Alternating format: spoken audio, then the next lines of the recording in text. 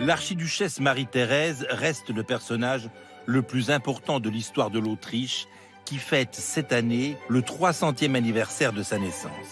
Née en 1717, la reine, impératrice et régente est actuellement célébrée en plusieurs expositions retraçant à Vienne sa ville natale et son règne et son œuvre politique. La plus riche de ces expositions est installée en la Bibliothèque nationale que son père, l'empereur Charles VI, a créée. Fille de roi, héritière de l'empire des Habsbourg, elle monte sur le trône grâce à la pragmatique sanction, édit paternel permettant à la jeune femme inexpérimentée de 23 ans de s'imposer comme souveraine.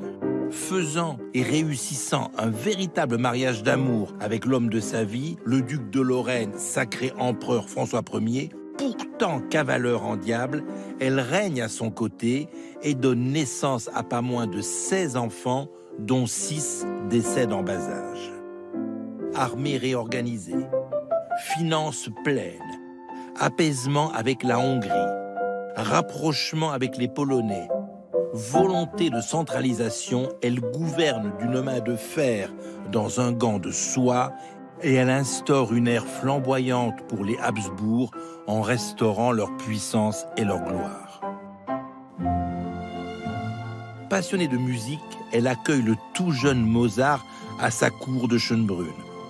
Le petit prodige joue devant elle et manifeste même le désir de se marier avec Marie-Antoinette, la plus jeune des archiduchesses avec laquelle il joue à 4 mains.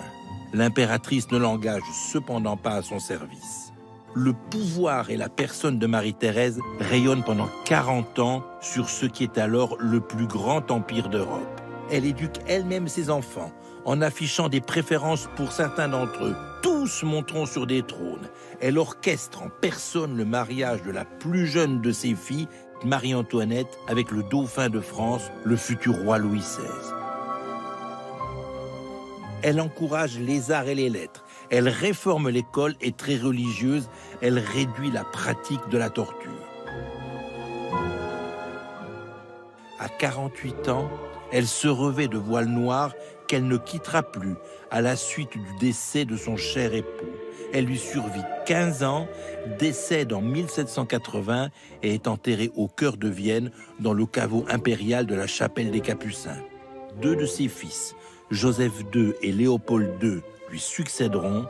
L'impératrice Marie-Thérèse reste aujourd'hui la grande figure tutélaire de l'Autriche et une des plus célèbres femmes à avoir exercé un pouvoir éclairé dans le monde.